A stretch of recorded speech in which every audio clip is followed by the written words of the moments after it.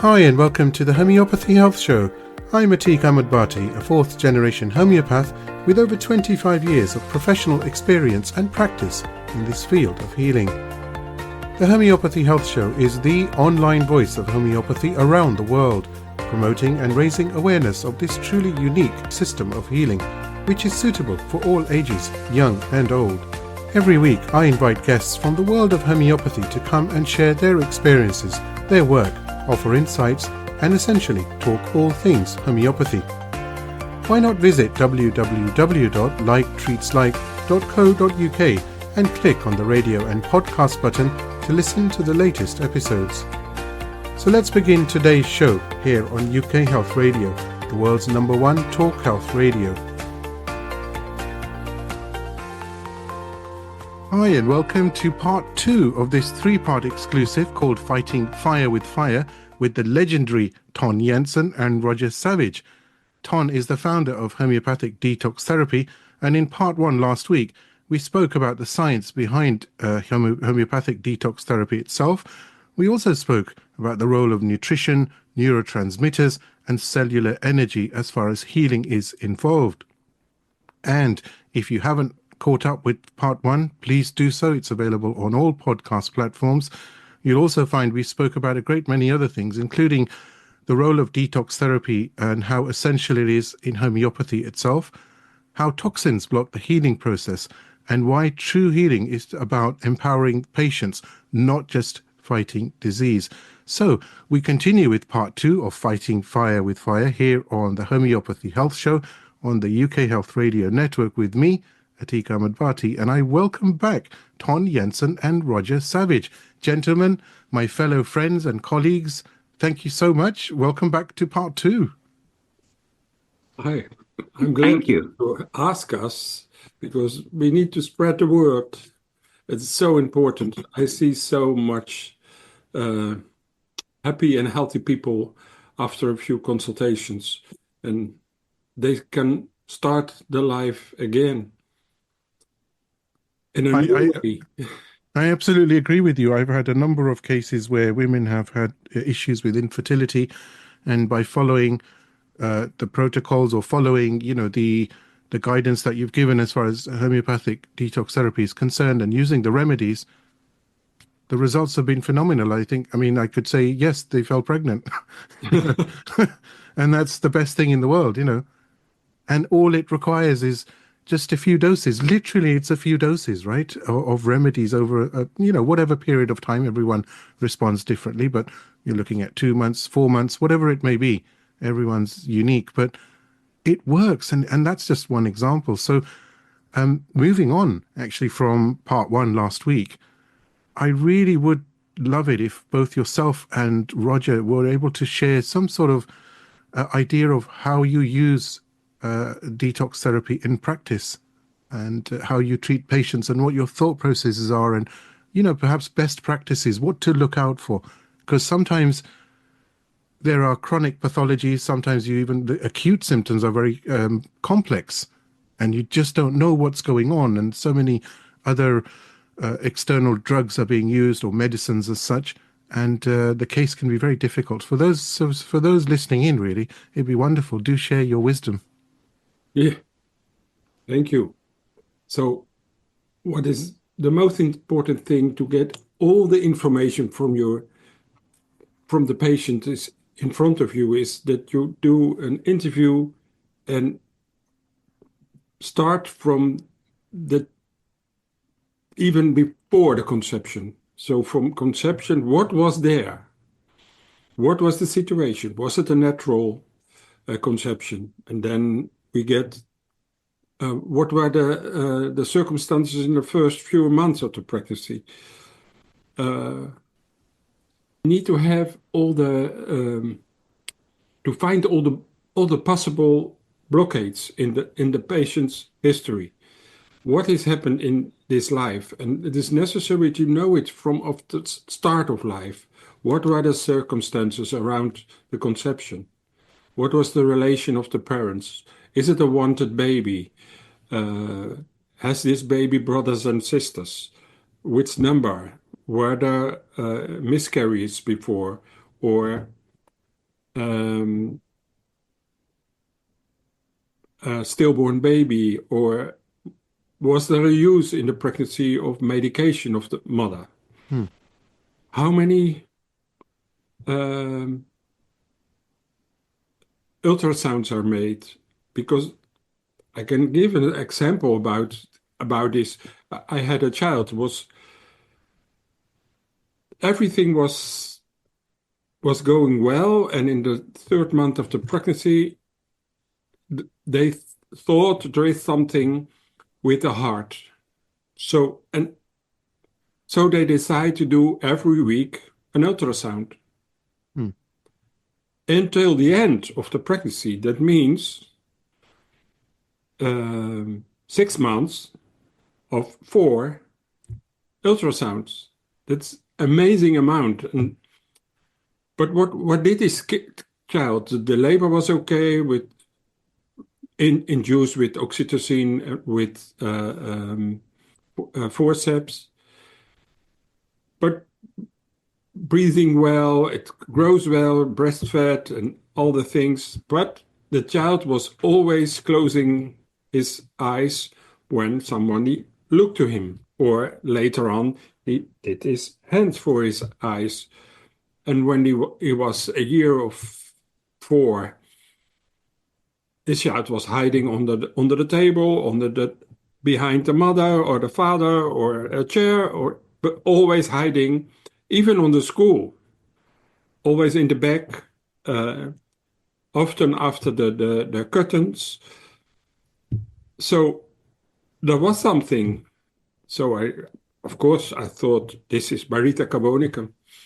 Every homeopath will think this, but nothing happened. Then I did a detox of the vaccine. So, and then I read after, and it goes a little bit better, but not what we want. And then I go to the timeline back, and of course I need to do this every time, but I make a mistake in this case. I read it back, and what happens? I saw this big amount of ultrasounds. So I give the ultrasound as a remedy, as a course. And this child has also some stool problems, often diarrhea. And so I give also bowel nosodes next to it. So a course 4x4, both, and Monday, Thursday, Tuesday, Friday, and on the Saturday, because it was a very well-formed baby, child, I give him calcium carbonicum. And within 8 weeks, or even with the 4th week of the course, he started to come into the public. He want to do things with other children. He look at the eyes of the parents. He didn't, but then he did it. So, and on the end, with 8 weeks, he was very social. Everything went well. They ask on the school, the teachers, what happened? What have you done? This is a little example that we need to have a timeline. And sometimes I ask the second or the third consultation again about what is missing in the timeline. Mm. And often they remember something, like a child with a lot of spasms, couldn't walk, was in a wheelchair, she need to feed and everything. She come in a wheelchair in my office and we talk about things and we make a proper timeline. And I did really all the questions, but we get some progress. But when we had done 7 consultations, we had only 10% improvement. That's for me not okay. Mm. That's not what I used to see. So I ask again, what is happening in the pregnancy? And I ask also, did you go to the dentist? And she said, yeah, yes. And what the dentist did with your teeth? A root canal treatment. Did you get local anesthetic? She said, of course. And it was in the 3rd month of the pregnancy. And then I thought, this must be the reason. I give a local anesthetic, and in 16 weeks, what happens? The child was walking into my practice, can eat by themselves, go to the toilet by themselves, even showering. She needs still some walking sticks equipment. Hmm. That was the only thing. And she gave me a hug and a kiss. And she was really incapable to do this. So, and I asked it earlier, what is happening in the pregnancy? Nothing. Then you need to search for another thing.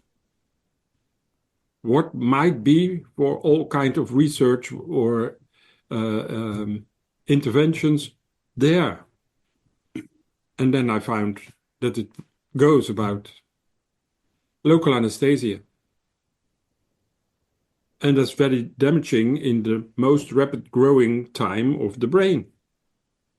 And of course, in the whole pregnancy, even when the mother is nursing the child, it's not good to take a local anesthesia. By the way, it is not necessary. If you take aconite before you go to the dentist, it's not necessary. So, and then another case from a child with a very bad asthma, a lot of salbutamol, all kinds of corticosteroids and things. It starts after the MMR vaccination. So I did detox from vaccination, from antibiotics, because the child has lots of ear infections and throat infections. So several times antibiotics, and the child was very constipated. So there was, after the detox of vaccines and bowel nosodes and antibiotics, the child improved for 80%. But still, he needs the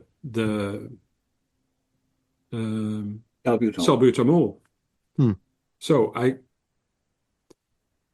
and he has also that one time he has the everyday asthma, and especially when he do sports, then it is very difficult for him to breathe. It is only possible to sport with salbutamol, but he has also hydrocortisone cream.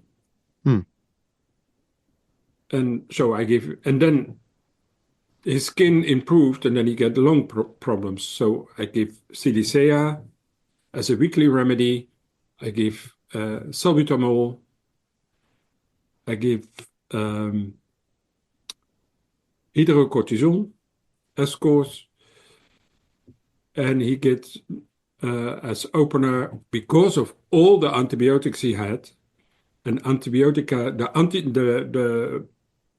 the old antidote of antibiotica is medorinum. So I gave him with as opener a 10 medorinum. And what happens in 16 weeks? A child who never salbutamol again.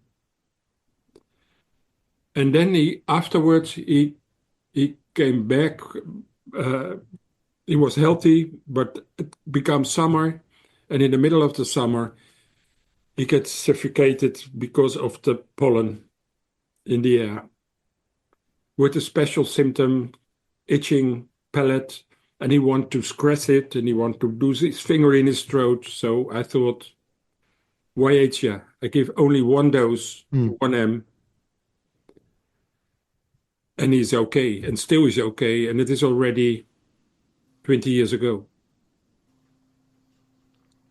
No health problems. And normally such a child would be his whole life with salbutamol and other kinds of drugs. So,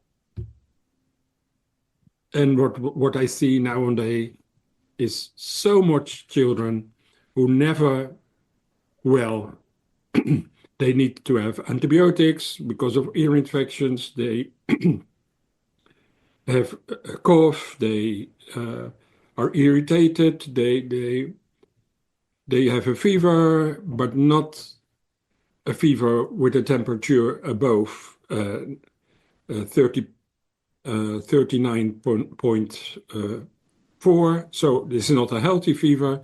They mostly 38 degrees. That's it. And then they get paracetamol and hopeless cases. You can give all kind of little remedies or known remedies, but doesn't work. Every time they come back. And it looks very simple, but you see the antibiotics, you see the vaccines, you see the paracetamol, you see all the things. Not everything need to be detoxed. But the most of these children completely improved with only in 16 or 8 weeks with a course of polio vaccination, children vaccination with antibiotics, with bowel-nozodes, and the constitutional remedy. And then they are okay for the rest of their life if they don't take any vaccines of antibiotics anymore.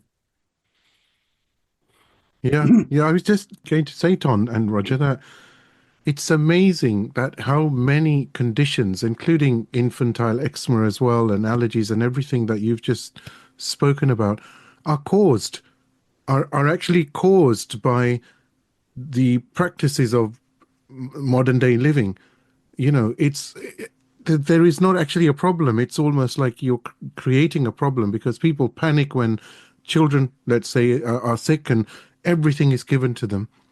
I was sitting with a senior consultant. I won't mention where, just for obvious reasons. But they asked me about somebody. We were talking about somebody, and they said, "Has this individual had antibiotics?" I said, "No, never." And I said, "Why do you ask?" They said, "Because we know that at a young age, antibiotics can cause deafness." And I said, "Pardon me?" Because I was really shocked, right? This is, a consultant. And I said, "You need to tell me that again." And he said, "No, we know that they cause deafness in children." I said, "So why are they prescribed?" And it's like, well, the objective is it outweighs the benefits, let's say, of antibiotics, in their opinion, are far greater than a lifelong a condition of not being able to hear anymore. I mean, it's like, what? It doesn't even make any sense. Do you know, the most children get a course of antibiotic of ciprofloxacin.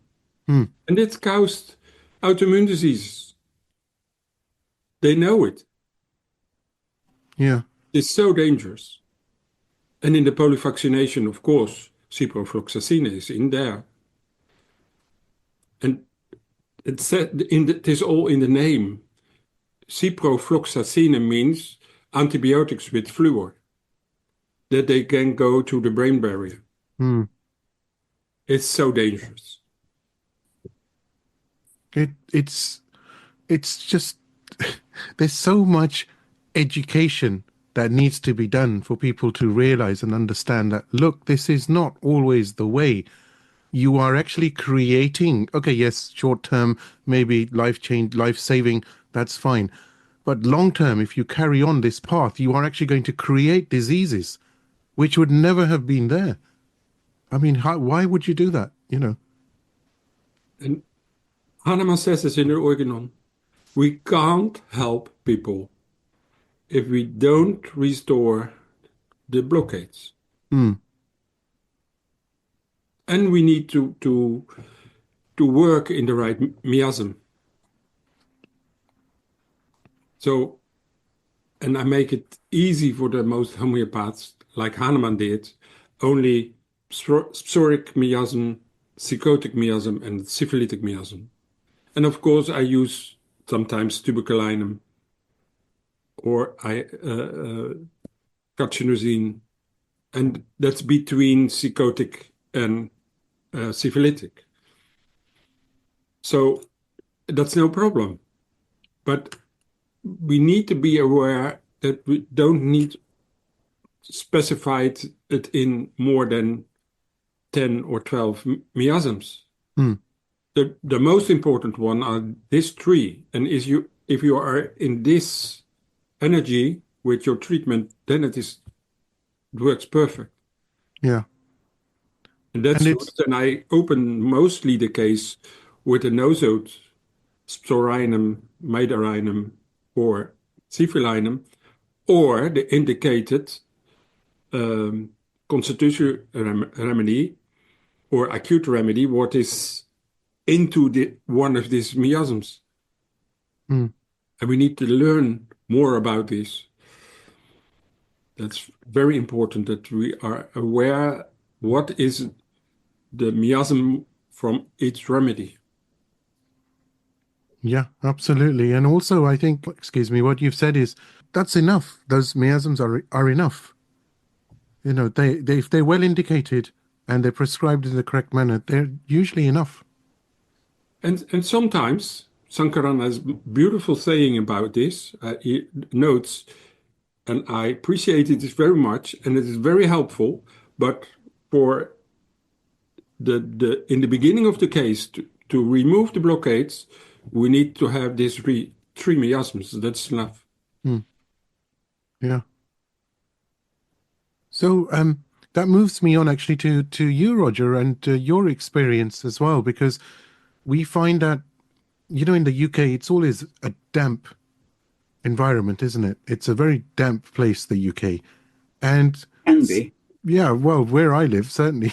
I won't tell you where I live, but it's not in a swamp. But hey, um, but there's a lot of skin conditions. I mean, I say a lot, there's so many. And most of them are brought on by practices which may appear normal. Giving antibiotics, like Ton has said, has become so common. Nobody thinks or nobody bats an eyelid as such, you know? And that has to change, doesn't it? That thought process has to change in people. It does. And it's easier in the people who do come to us because already probably something is beginning to turn in their mind and they're beginning perhaps to become receptive.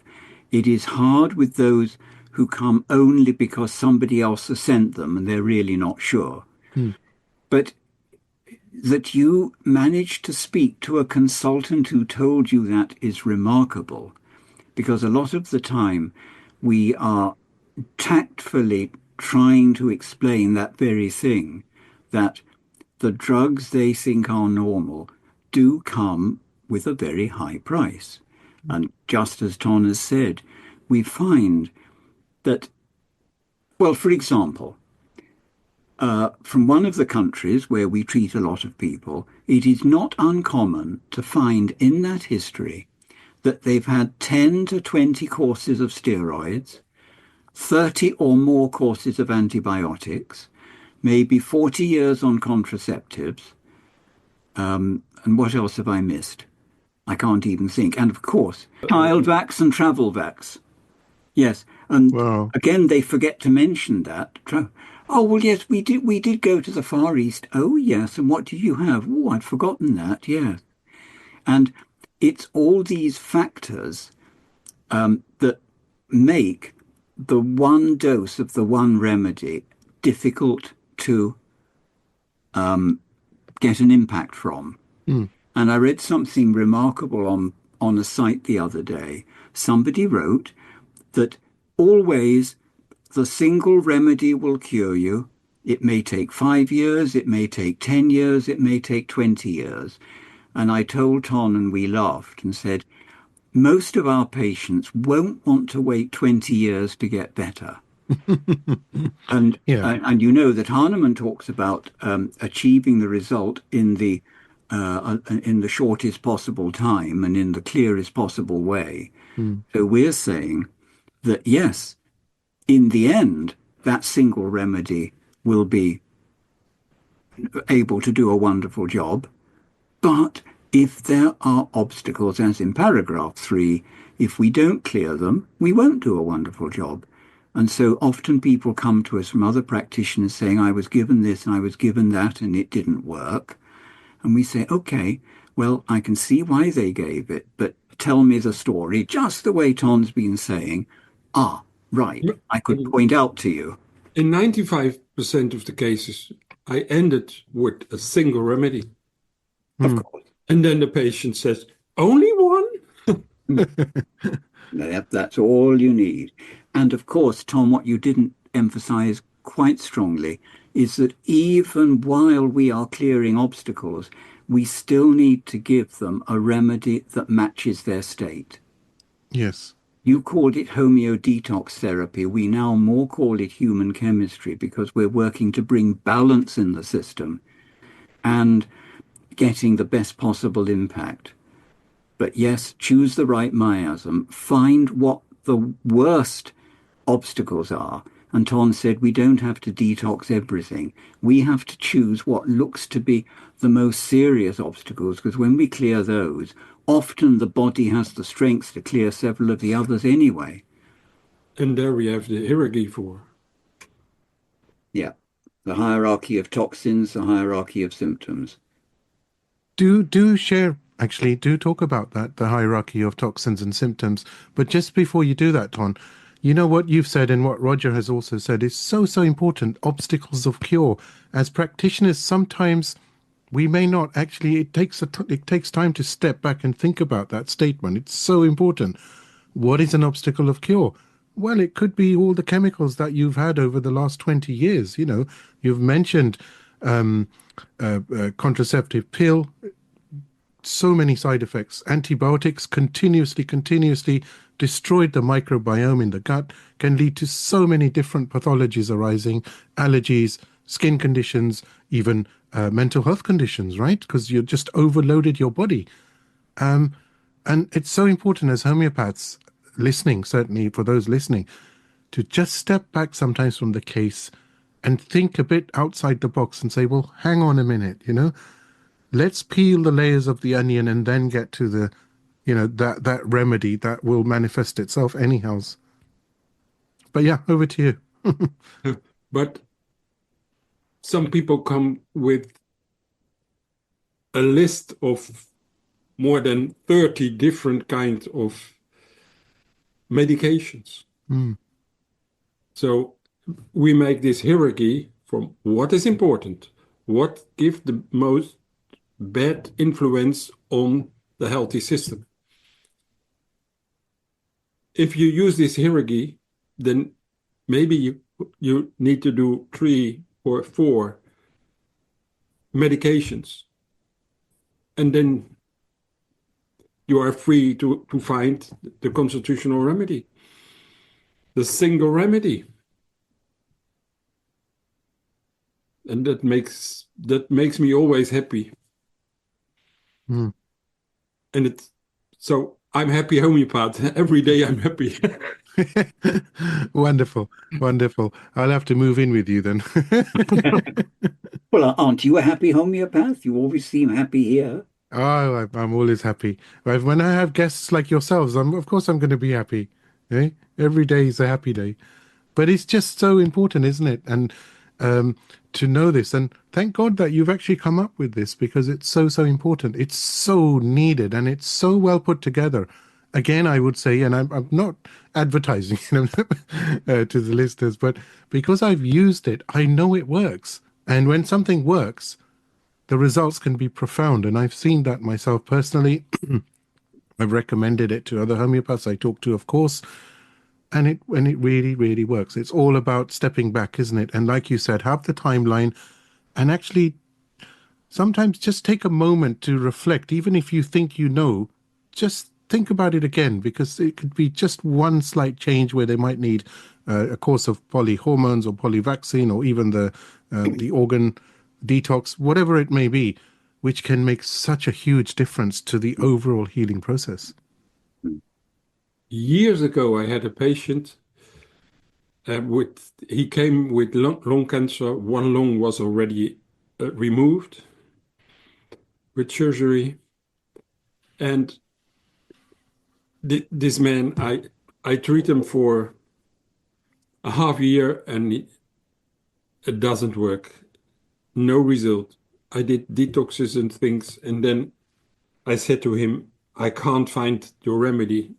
I need to say sorry to you. And he goes home. And I thought, I ring his wife. And I said to his wife, and I said, what is special from your husband? And then she said, when he comes home, he put out his shoes and wash his hands. He's very clean. First, because when it is summer and the roses are flowering on the in the front garden, Mm-hmm. then he picked the roses away, who are tomorrow not beautiful anymore. So decent, this person. And he has his underwear in the same color as his shirt, and his socks like his trousers. And so everything need to be in order. And then I was watching out of my window when he walks out for the last time in my practice. And I saw a beautiful, clean garden. And it was not possible because the neighbors were building a house, and the whole street was with mud. I said, how it is possible? He has a basket with a cover basket with water and some soap in it. When he is nearly arrived with his car, he parks his car, clean it, makes it decent, and then he goes to the place and park in front of the building he needs to be. I said, oh, you can send him back. I know his remedy. I give him Nicolum. And he gets it for more than 8 weeks, or 1 M in a week. A half year later, he phoned me, I have no cancer anymore. So, and he was, because of his illness, without work, so he was fishing to his age of 86. So he gets more than 20 years extra. Wow. Why did you choose Nicolum instead of Arsenicum? He wanted to be always shiny, and he was... Or chromium? No, another way, Nicolum, very rigid. Mm-hmm. It need to be this. And after this Nicolum, after 2 months, his wife phoned me and she says, he throws his shoes on the back door. He puts his feet's on the table. But he had Brilliant. no To read I to love read the where this is going. newspaper. I don't care anymore. and he has no care for the roses anymore. I don't know if that's a good thing now. For her, it was a bit problem, but at least she had a husband. Yeah, yeah, but no front garden. That's so So, brilliant.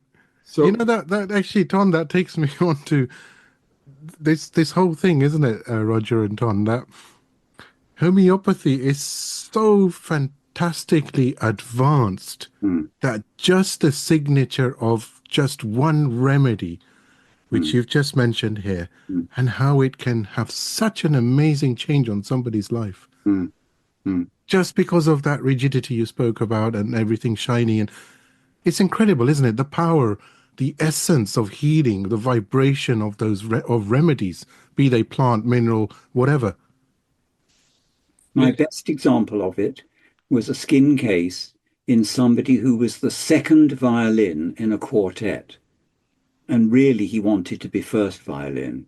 And he was covered in this red eczema and acne and so on. And I'd just been talking to Jans Scholten, and I thought, always second, this man needs rhodium.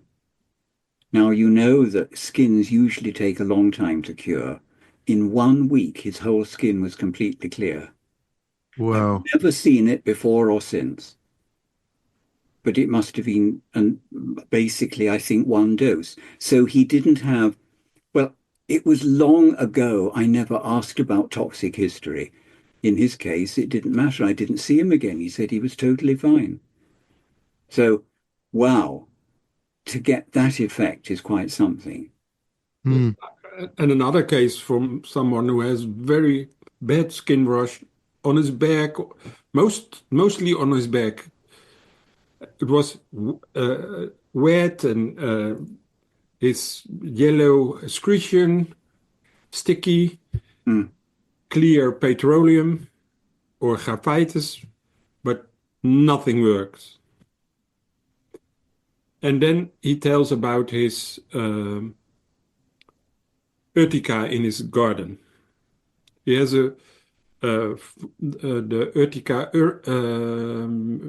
diostica, the high one with the big leaves, and he don't want to have them anymore in his garden. So he was doing with pesticides, or no, with fungicides. We spread them with glyphosate, but they don't go away. So I give him Urtica diostica as a remedy. It takes 30% of his skin problems away, but not enough. So he was in my on my property, and we had also the Urtica diostica, and I said, I want to do a test with you. Is it okay for you? I pick a bunch of this plant, and I said, undress your back, and I did with this on his back. And everything in 2 days went completely away.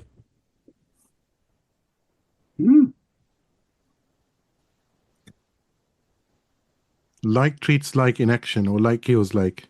Yeah. Literally. Amazing. Physical manifestation of, isn't it? Literally. Yeah, that's also so surgery. When something is broken, you need to do surgery, and then we have remedies to guide this surgery.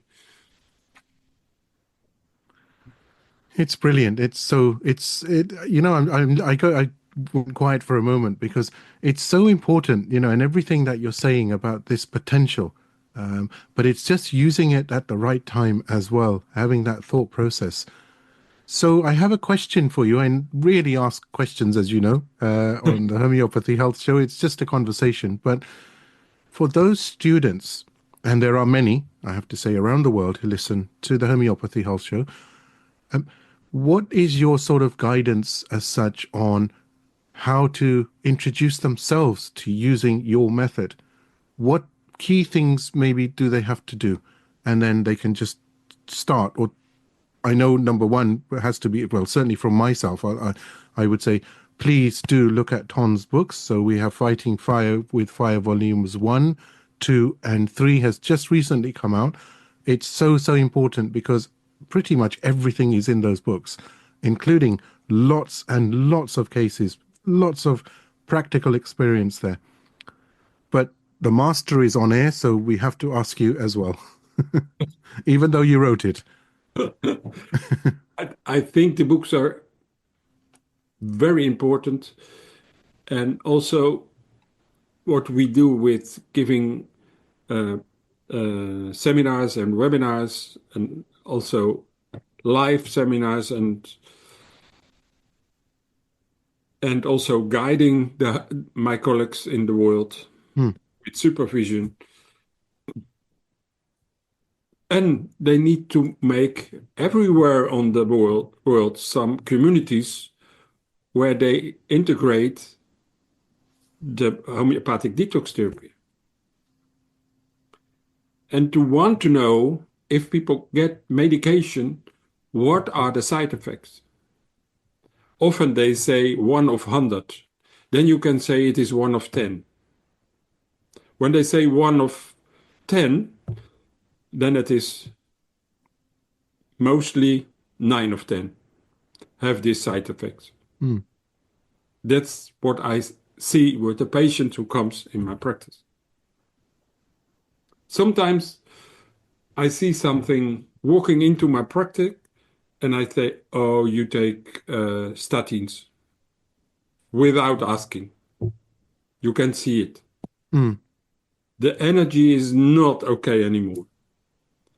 The way they talk, the way they look to you and to what is in your room, or when they shake your hand, you feel it.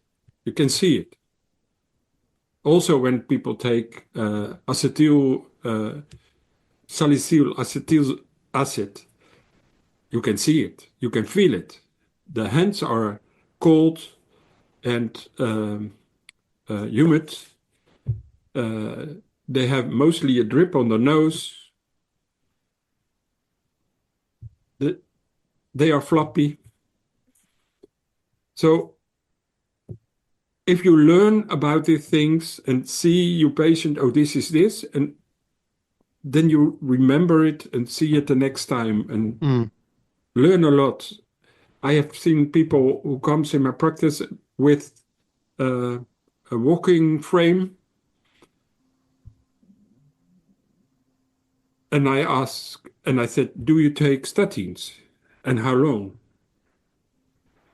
Some people says already 15 years. I had such a woman who come in my practice, and she had Parkinson and problems with the energy, the strongness of the muscles of the legs. So she couldn't walk properly anymore. Not because of the Parkinson, no, because of the energy. And she had Parkinson because of a lack of fat in her system, a lack of cholesterol.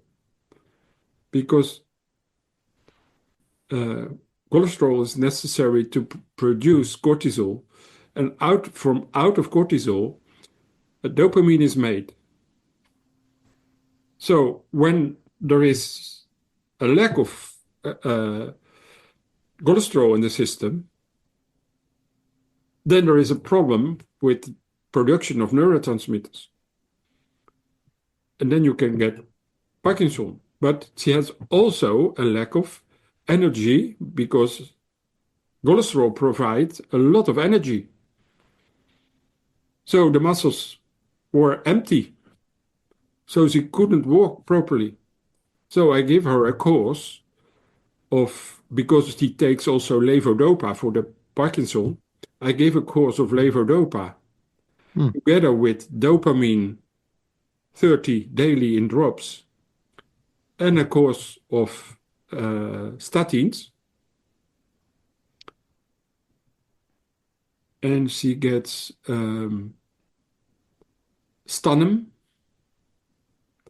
as remedy weekly and Sorinum as starter, because she accepted everything what doctor says, what they say about her religion, and so she was very vulnerable, a lot of lack ofs. And then after 16 weeks, she has no Parkinson, and she could walk she make long walks with her husband. That what she loved to do 15 years before, but she wasn't able anymore. Yeah, it's amazing. They do amazing things. That's profound healing, isn't it, Roger? Yeah, absolutely. To go back to your question, what do we suggest for people to start incorporating the method? Well, first, it would be good to complete their basic training to know classical homeopathy. And books are very good, but to reinforce that particularly with training, either in person when it's possible or on the webinars, because it's different when somebody is describing or you can see, and there's a living example sometimes in a live case of how one works. It then brings it to life, which the written page can't do on its own.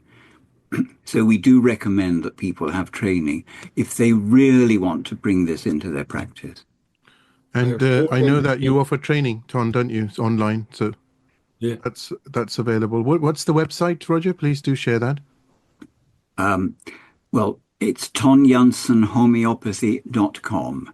Brilliant. With the 3 W's in the front. And yes, of course. All the subheadings on the website.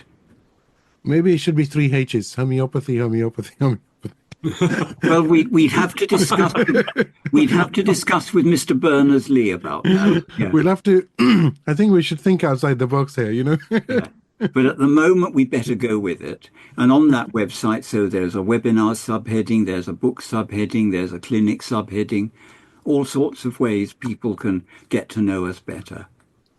Wonderful, wonderful. So that brings us to the end of part 2 of Fighting Fire with Fire, with I'll say it again, the legendary Ton Jansen, a living legend, and equally the legendary Roger Savage. And we'll continue this conversation in part 3. So thank you so much. Thank you, Ati. Oh, thank you. I do hope you've enjoyed this week's episode of the Homeopathy Health Show. Please do support the show by clicking follow on my socials. Remember, the more exposure the podcast receives, the better for homeopathy around the world.